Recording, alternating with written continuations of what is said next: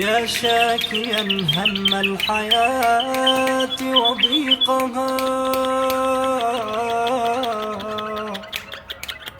أبشر فربك قد أبان المنهجا.